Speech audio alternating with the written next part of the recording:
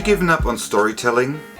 Let's go. Don't get frustrated if you get your story started right away. Finding the right entrance might be difficult, but don't get angry. Help is only one click away. I remember the 3rd of March in 2012. It was for sure one of the days to remember. I should give my first keynote in front of 100 doctors, professors, and the whole C-level of a hospital. I know exactly what I was going to say and where to make a pause for a joke. The plan looked easy. Standing there, relaxed, and just give an easy keynote. The reality, though, was kind of different. Sweating, shivering, full of stage fright. I was sitting there. I was so damn nervous. My name was called. I was introduced by the facilitator. Applause came up. My palms were sweating like a river. And I nearly hyperventilated. I thought to myself, come on, tough boy, no problem with the stage. You already played Sherlock Holmes in primary school and that wasn't a problem at all. But actually the situation went worse. In the heat of the spotlight, the sweating got more and more. I knew every word, every picture on this presentation. But I couldn't help. I turned around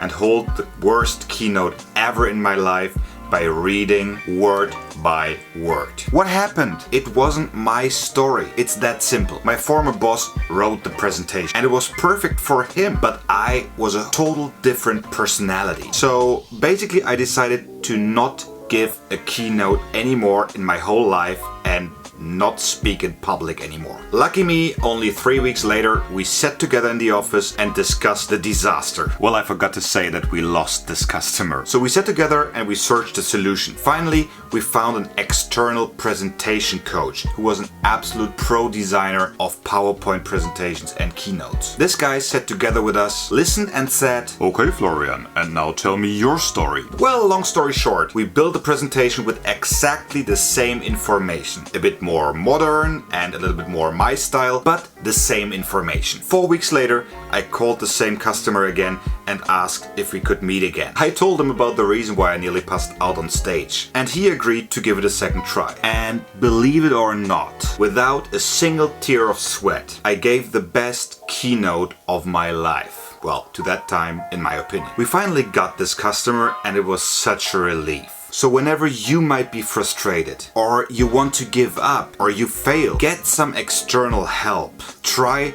a different approach and build your story of success. See you tomorrow.